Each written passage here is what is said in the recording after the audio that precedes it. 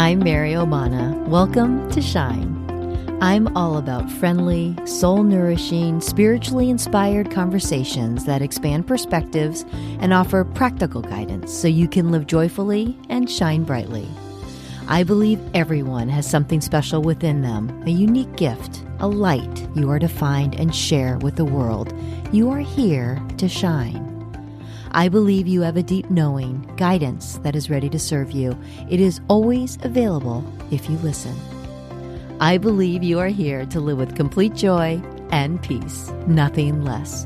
It's just awaiting your allowing. Ready to get to it? Here we go. Well, hello. Thanks for being here. It's kind of hard to believe, but one thing we've never tackled head on in this podcast is the subject of spirituality, what it is and how it can help us in our day-to-day lives. There are so many things, principles I have learned over my spiritual journey, but the one thing I feel deeply is my connection to something larger than me, an energy, a force that I cannot see, though a presence I know is there. Spirituality is personal. For one, it might be grounded in a specific religious practice. For others, it might be a sense of connectedness to a higher power of your own understanding, your higher self, the universe, nature, and humanity at large. Some might feel this connection under certain circumstances, such as going to church or participating in religious traditions, sitting in meditation, practicing yoga, or walking on the beach. Others might feel it always. Is there a difference between religion and spirituality? The word religion comes from the Latin word religare, which means to bind together.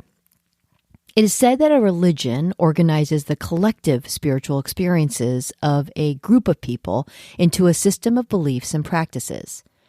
Religiosity refers to the degree of participation in or adherence to the beliefs and practices of an organized religion. Spirituality comes from the Latin word spiritualitas, which means breath. This is a broader concept than religion, which includes a quest for meaning and purpose, transcendence, the sense that to be human is more than a simple material existence, connectedness, whether to nature, humanity, or the divine, and values like love, compassion, and justice. Some people might think of themselves as spiritual, but don't practice or engage in organized religion. However, others who consider themselves religious may also identify with a broader definition of spirituality. Generally speaking, the main differences are that spirituality can be practiced individually, whereas religion is typically practiced in a community. Spirituality does not have an identified set of rules, where religion is generally associated with specific traditions and customs. Spirituality often focuses on a personal journey or discovery, what is meaningful to them and their life path. Religion is often associated with a god or deity, religious texts, and traditions. For this podcast, I'm just going to call it spirituality. So, why am I discussing this? Because I think of a spiritual journey as one of learning and discovery. I think of spirituality as a recognition that there is more than the material, a connection to something greater. There's so much to spirituality. Existentialism, why am I here? Who am I? Am I alone? How am I to evolve? What happens when we die? The greatest questions of human existence.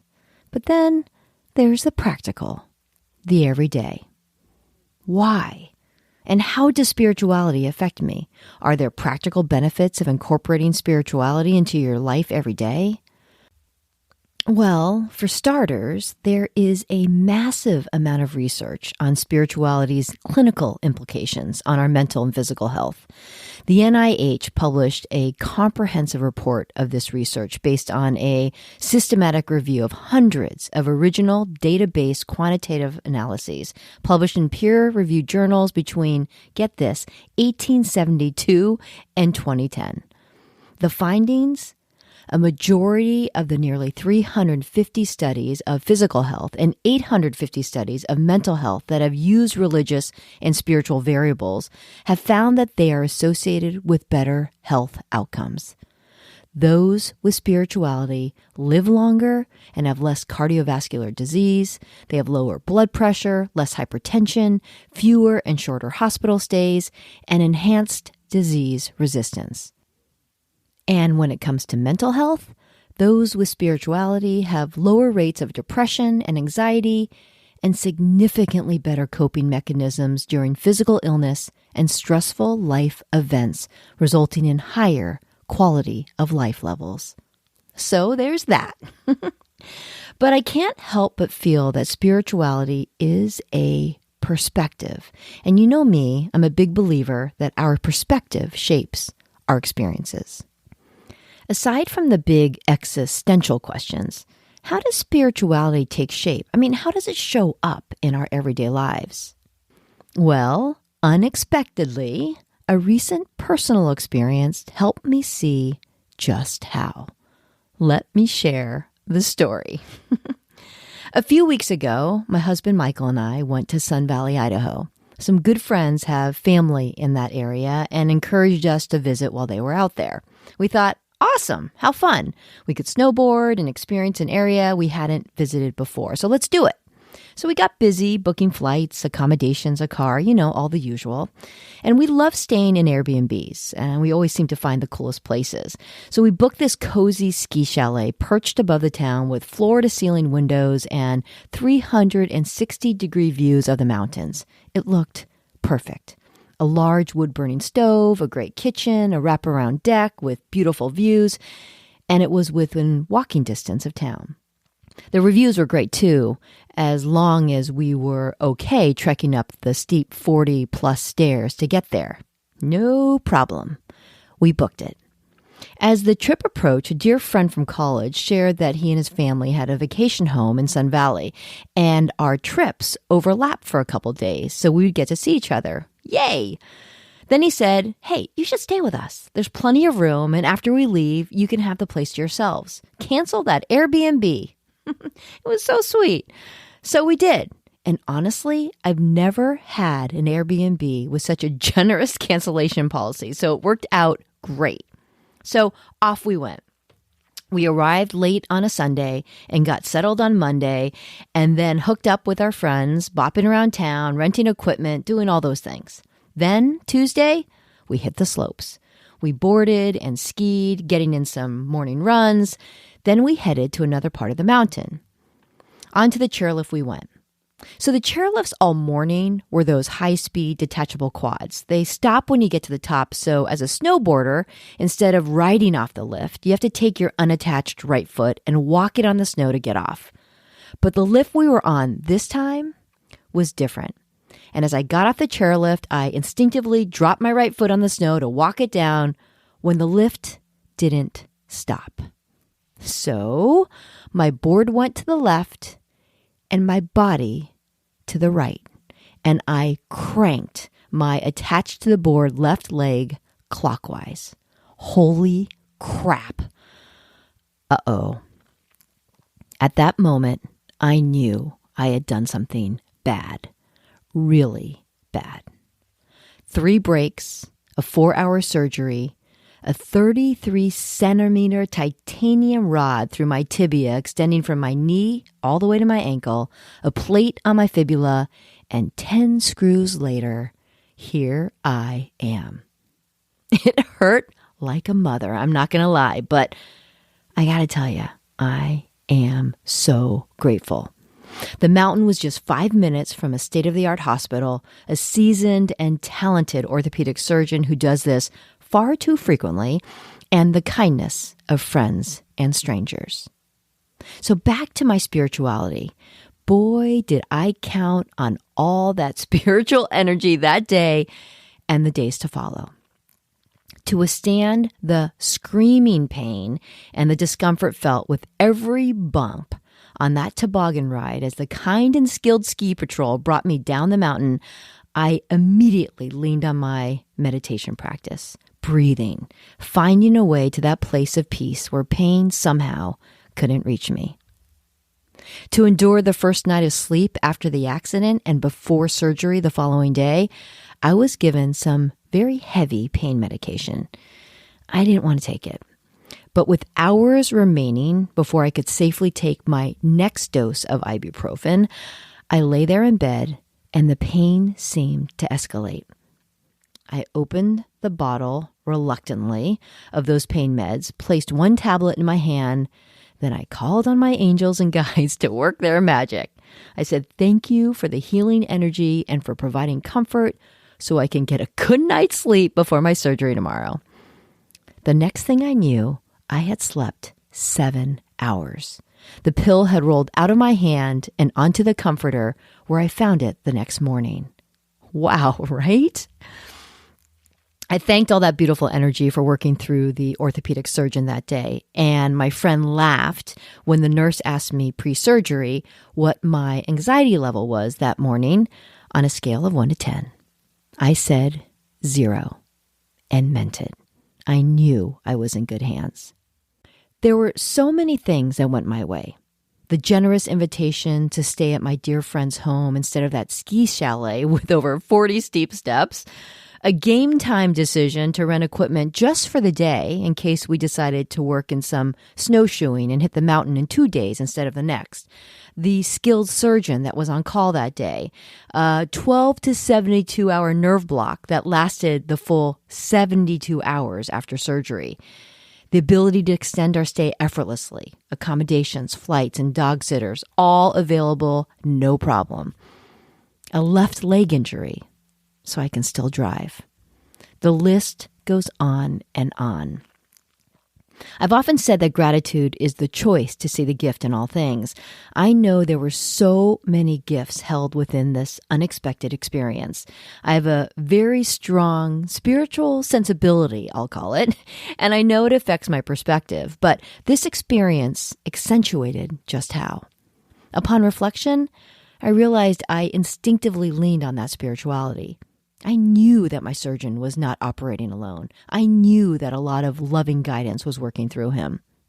Michael asked if I believed this accident was meant to occur, with so many things seeming to align to support me even before it happened. This is the way I think about it. Pain and anguish are never meant to occur for any of us. I don't believe this is the way the universe works. But there is something powerful about the alignment of energy. So when unfortunate things do happen, there are lessons and gifts present within these things if we choose to see them. Are events put in place for us? I think of it more as the energy of the moment. We all have free will and choice, so any moment can be changed in an instant because of that. But the moment that is, the moment that comes, the moment that energy is able to connect, I believe in that moment, we can be divinely guided, helped along.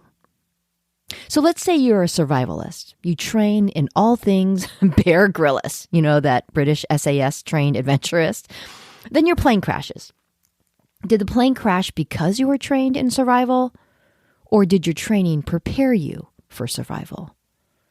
Spirituality gives us tools for life. So what about that energy that is greater than us? Is it separate from us? I leaned heavily on my connection with that power that is greater than me through this accident and countless other times in my life.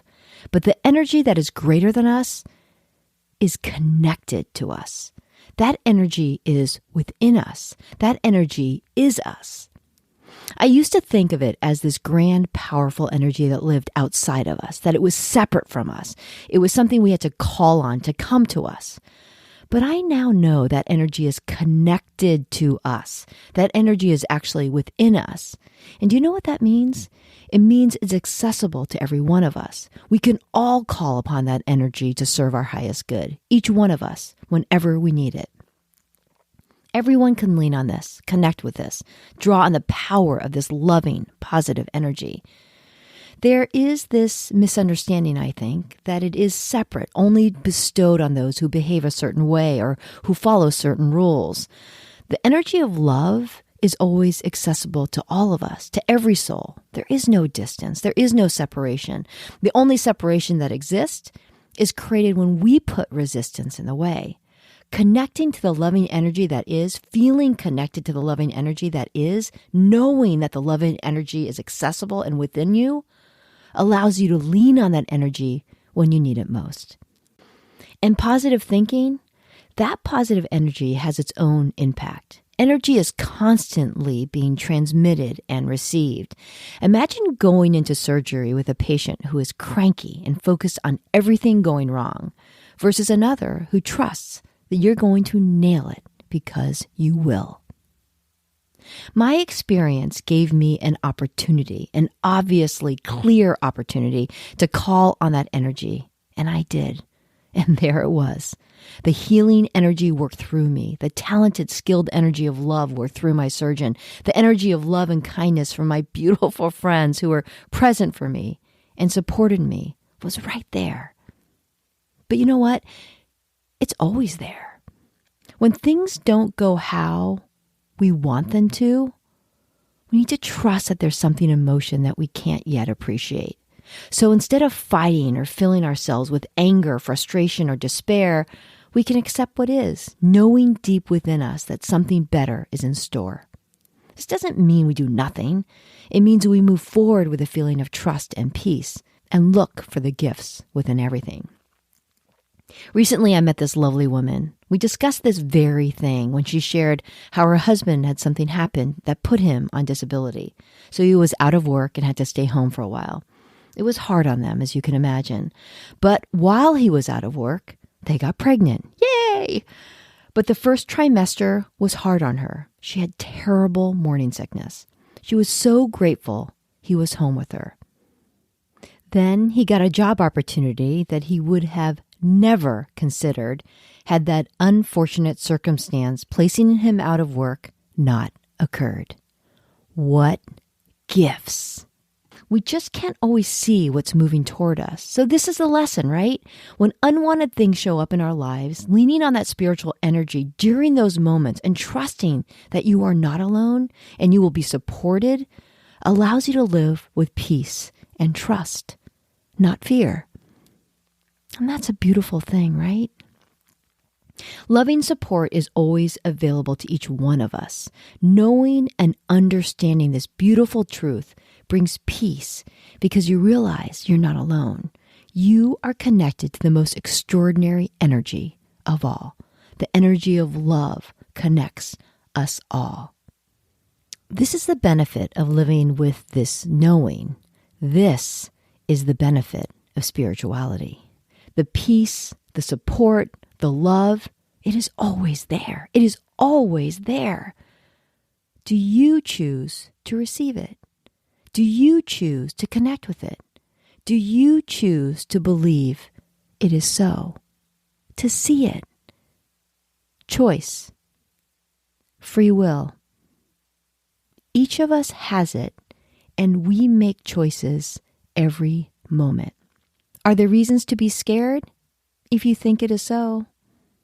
Are there reasons not to be scared if you feel it to be so? We get to choose. To access this beautiful energy, we just need to let go of the resistance of the mind that tells us to be skeptical, that tells us it is not so. So spirituality, yep, it has proven evidence-based benefits to our physical and mental health and has an extraordinary ability to support us in the most challenging times. A belief? Maybe. I think of it more as a knowing that shapes our perspective, the way we see circumstances of all kinds. When things happen, when news comes our way, whether fortunate or unfortunate, in good times and in challenging times, it's how we see things. How do you see things? We are not alone. That loving, supportive energy is available to us, accessible to us whenever we need it, if and when we choose. I'm actually grateful for my broken leg. It sounds funny, doesn't it? Because I realize how instinctively I leaned on my spirituality, all those tools that have been given to me and that we all have access to. And I realize how much it helped. As of the time of this recording, it has been less than 4 weeks since my accident and surgery. My recovery has been speedy and gratefully pain-free. Honestly, things couldn't have gone more smoothly. So I stand here, sit here, grateful for all of it and comforted by the knowing that I'll never have to be without my spirituality. I can't imagine living without it. It's part of me. It is me. When things happen in our lives, we always have a choice. How do we see it? What tools do we have to lean on when we need them? We choose it all, bringing it in or resisting it. It's always ours to choose. How will you choose? I am so glad you listened today. Wherever you are, even if in the most challenging of times, know you are not alone. You don't have to adhere to specific rules to access it. It's available to each and every one of us. And that is something to be grateful for indeed. Thank you for joining me. Until next time, take it easy.